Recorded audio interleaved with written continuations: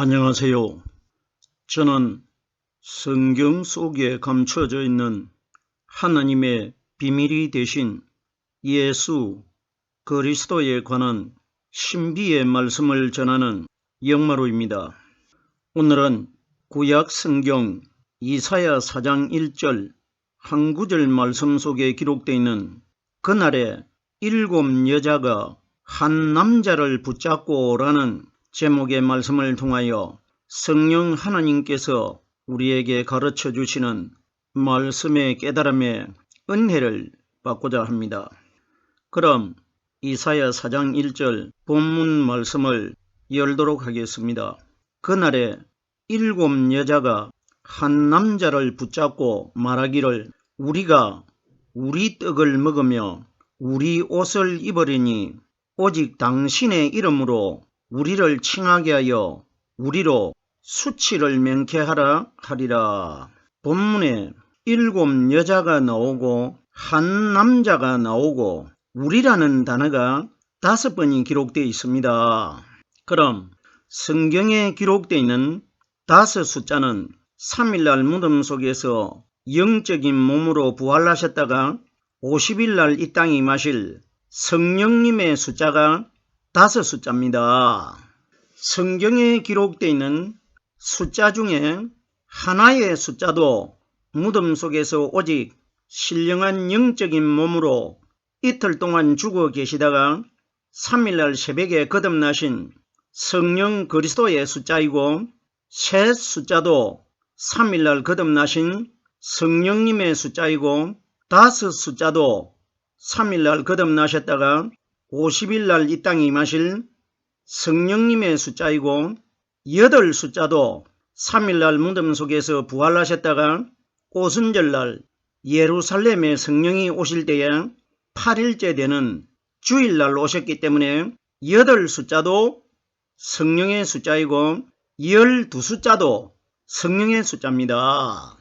3일날 부활하신 성령이 50일이 되는 8일날 주일날 예루살렘에 임하셨을 때에 제자 120명에게 임하셨기 때문에 성경에 기록되어 있는 하나의 숫자도 무덤 속에서 신령한 영적인 하나님의 몸으로 거듭나신 그리스도를 가리킨 것이고 세 숫자도 3일날 부활하신 그리스도를 가리킨 것이고 5 숫자도 3일날 부활하셨다가 오순절날 오실 성령의 숫자이고 8 숫자도 8일날 주일날 새벽에 성령의 거듭남에 그리스도를 가리킨 것이고 12 숫자도 8일날 오신 성령이 120명에게 임하시기 때문에 성령의 숫자라는 것입니다. 그럼 오늘 우리라는 단어가 5번이 기록되어 있다는 것은 성경이 가리키는 우리라는 뜻은 오늘날 이 땅에 사람과 사람과의 관계를 우리라고 하나님이 기록하신 것이 아니고 죄를 가지고 있는 사람인 나와 내 마음 안에 오순절날 이 땅에 임하실 성령의 말씀이 바로 하나님이시기 때문에 하나님의 말씀과 사람인 나를 가르쳐 우리라고 비유하신 것입니다. 그러면 5번이 기록되어 있다는 것은 오순절날 이 땅에 임하신 성령의 말씀과 나를 합하여 우리라고 단어가 기록되어 있는 것입니다. 그럼 오늘 본문 말씀에 9절 첫 단어에 그날에 이렇게 기록되어 있는데 성경이 가리키는 그날이라는 것은 2 가지가 있는데 한 가지는 오순절날 임하실 성령이 오시는 날을 그날이라고 비유로 기록되어 있고 다른 한 가지는 마지막 심판 때도 그날로 비유되어 있습니다. 예수님께서 이 땅에 오셨을 때 심판 때도 그날이라고 말씀하셨고 그 때라고 말씀하셨고 오순절날 성령이 예루살렘에 오실 때도 그날이라고 예수님이 비유로 말씀을 하셨는데 그러면 오늘 이사야 4장 1절에 기록되어 있는 그날은 마지막 심판 때를 하나님이 말씀하신 것이 아니고 오순절날 성령이 오실 날을 그날로 기록하신 것입니다. 그날에 관하여 요한복음에는 그날이 오순절날 임하실 성령 사건으로 기록되어 있고, 다른 복음서의 그날은 마지막 심판대 사건이 기록이 되어 있습니다. 그러면은 오늘 본문에 기록되어 있는 그날이 오순절날 성령이 오셨을 때를 그날로 기록하셨기 때문에 오순절 성령과 그날이라는 단어가 어떻게 관련이 있는지를 요한복음에서 성경 몇 구절을 인용을 해보겠습니다. 요한복음 14장 20절 말씀해 보면 예수님께서 오늘날 우리들에게 말씀을 하셨는데, 그날에는 내가 아버지 안에 있고 너희가 내 안에 있고 내가 너희 안에 있는 것을 너희가 알리라, 이렇게 기록되어 있습니다. 그러면 예수님께서 그날이라고 하신 것은 날짜를, 성령이 오시는 날을 공개를 할 수가 없기 때문에 그 날이라고 했는데, 예수님이 그 날이라고 말씀하신 것은 오순절날 성령이 오시는 날을 그 날이라고 말씀하신 것입니다. 그러면 오순절 성령이 오시는 날은 내가 아버지의 말씀 안에 들어있는 것처럼 너희도 또한 나처럼 하나님 아버지의 말씀 안에 들어갈 것이라, 이걸 말씀해 주신 것입니다. 계속해서 요한복음 16장 23절 말씀해 보면은 예수님께서 그때 예수님을 따라다니는 제자들에게 하신 말씀은 바로 오늘날 이 땅에서 하나님을 믿고 있는 우리 신앙인들이 예수님 시대 때에 예수님을 추종했던 그 제자들의 모델의 대상 아닙니까? 그러면 그때 그 시대 때에 예수님을 따라다니는 제자들에게 하신 말씀은 오늘날 이 땅에서 하나님의 말씀을 믿고 신앙생활을 하며 따라가고 있는 우리 신앙인들 전체를 가리켜 말씀하신 것입니다. 보세요. 요한복음 16장 23절의 말씀이 어떻게 기록되어 있느냐?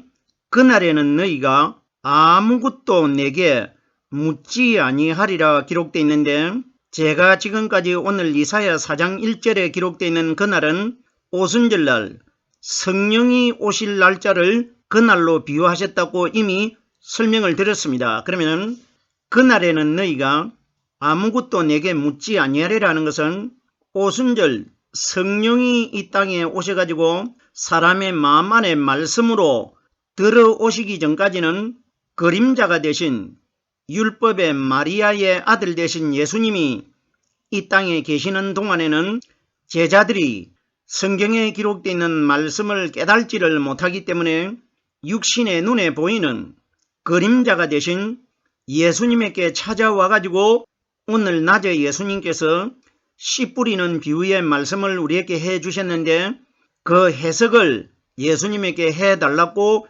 제자들이 물었지 않습니까? 그러면 예수님께서 씨 뿌리는 비유의 해석을 해 주셨지 않습니까? 그러면 지금까지는 너희가 수동적으로 내가 너희 마음 안에 들어갈 수가 없기 때문에 너희 생각에 성경에 기록되어 있는 어떤 구절을 깨달으려고 생각하는지를 내가 알지 못하는데, 내가 오순절날 그날 말씀으로 이 땅에 내려오면은 너희 마음 안에 내가 들어가면은 너희들이 나에게 찾아와 가지고 물었던, 내 마음 안에 들어 계셨던 성령 하나님이 너희 마음 안에도 들어있기 때문에 이제 그때부터는 오순절날부터는 너희가 수동적으로 나에게 물은 것처럼 묻지 않아도 내가 너희 생각 속에서 너희가 생각하는 하나님의 말씀을 내가 다 알고 있기 때문에 내가 미리 알고 너희 생각 속에서 먼저 말씀을 깨닫게 생각나게 해주겠다.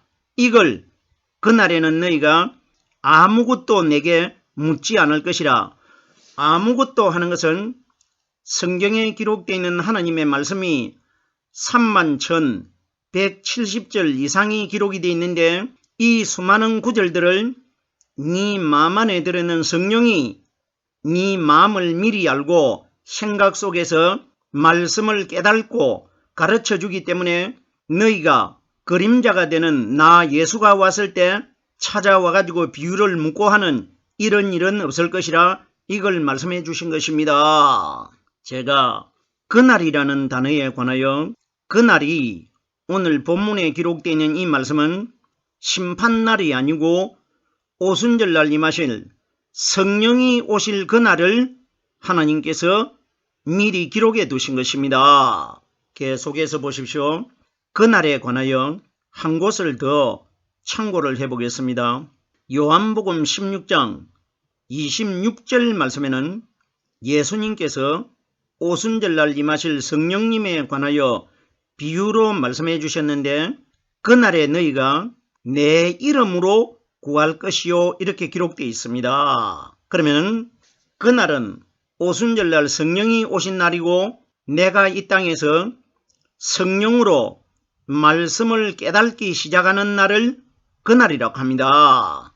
그럼 오늘날 우리들에게 이 말씀을 적용을 시키면은 어제까지는 내가 성령님을 통해서 말씀을 깨달지를 못했는데 오늘 성령님을 통해서 성경에 기록되어 있는 이 말씀이 영적으로 깨달아지는 그 날을 그날이라고 합니다. 그날에 너희가 내 이름으로 구할 것이요.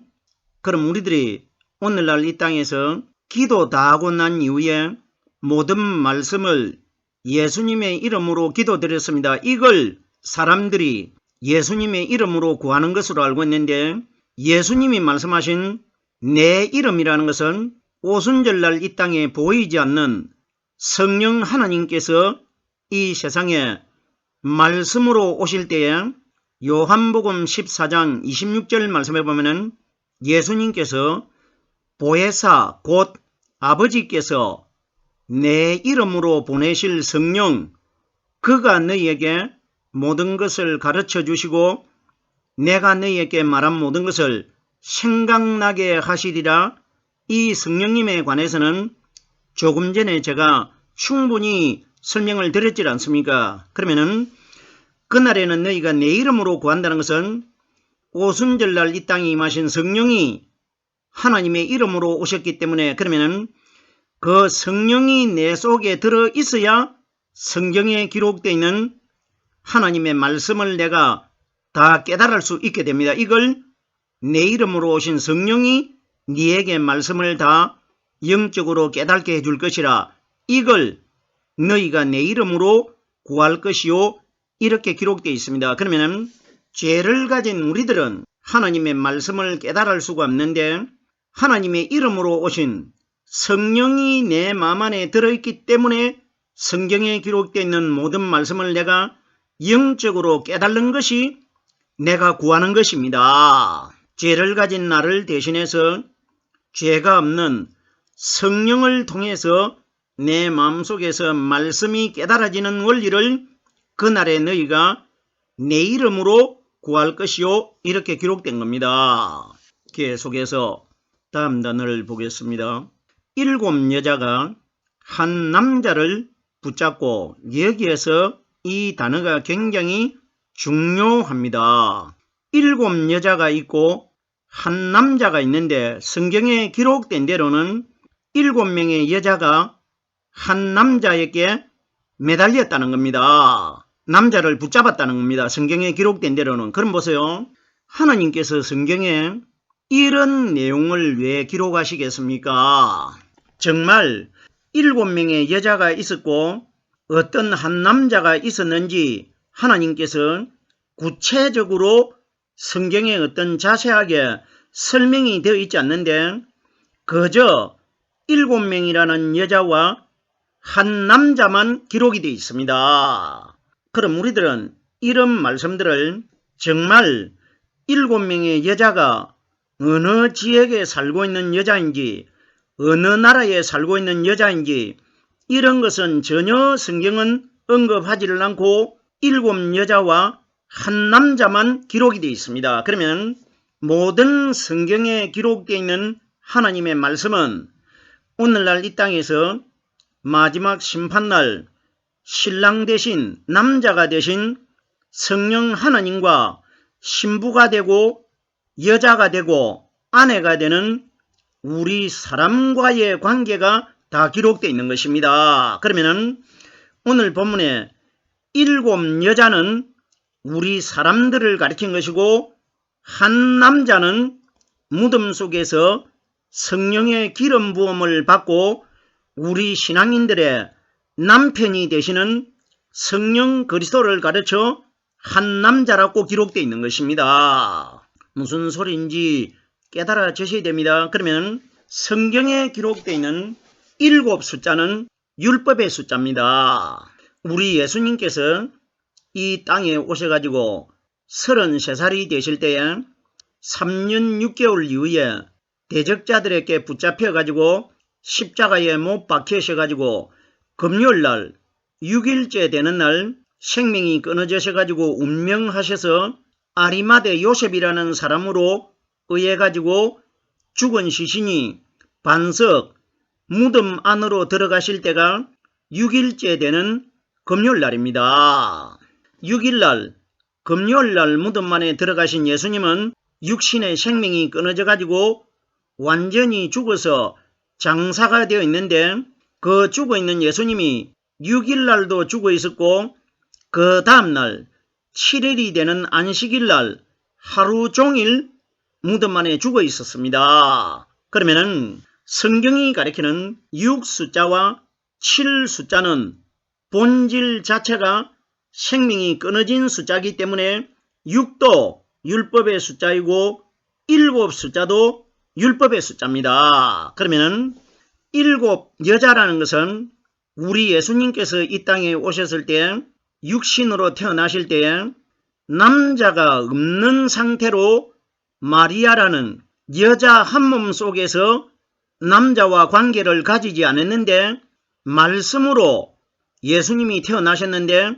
말씀으로 여자에게서 태어난 예수님이 3년 반 이후에 돌아가셔가지고 6일날과 7일날 무덤 안에 죽어 계십니다. 그러면은 7 여자라는 것은 7째 되는 7일날 안식일날 여자에게서 태어나신 예수님이 무덤 안에 죽어 있습니다. 이분을 7 여자라고 합니다. 그러면은 7일날 무덤 안에 죽어 있는 예수님은 율법 아래서 태어나셨다고 갈라디아서 4장 4절에 기록이 되어 있습니다. 그러면 성경이 가리키는 율법은 여자를 상징하고 복음은 8일날 거듭나신 성령 그리스도는 남편을 상징합니다. 그러면 7 여자가 한 남자를 붙잡고 있다는 것은 율법 아래에 있는 우리들이 오순절날 이 땅에 임하신 우리의 한 분의 남편이 되신 성령 그리스도의 말씀에 붙잡혀야 된다 이 원리입니다.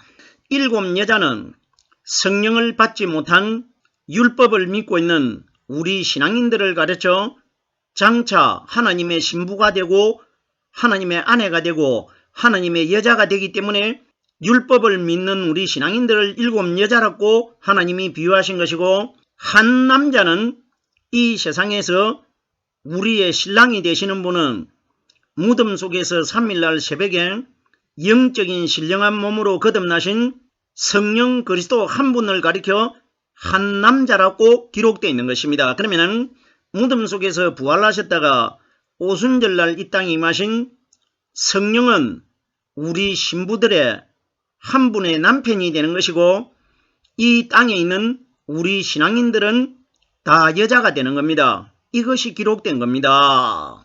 한 남자에 관하여 남자가 만약에 둘이가 되면은 남자들이라고 기록되어야 되는데 오직 한 남자라고 기록되어 있다는 것은 무덤 속에서 우리 신부들과 말씀으로 교제를 가지실 분은 오직 새벽에 여자들이 무덤 입구에서 목격했던 형상이 번개 같은 이분이 우리 신부들의 한 남편이 되는 분이시기 때문에 한 남자라고 기록되어 있는 것입니다.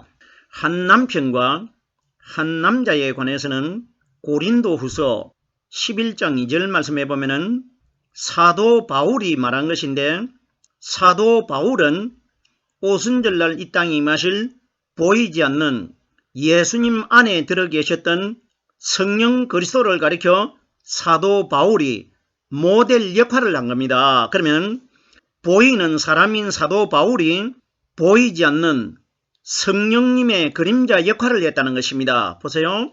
그러면 사도 바울이 말한 것은 예수님 마음속에 들어 계셨던 보이지 않는 성령 하나님이 우리에게 하신 말씀이라는 것입니다. 바울이 어떤 말을 했습니까? 내가 너희를, 내가 하는 분은 바울을 생각하는 것이 아니라 바울은 오순절날 임하신 성령님의 그림자 역할을 하고 있기 때문에 그 성령이 바로 하나님이시기 때문에 그러면은 내가 하는 분은 하나님이시라는 것입니다. 내가 너희를 정결한 처녀로 한 남편인 그리스도에게 드리려고 중매하려 하노라. 보세요.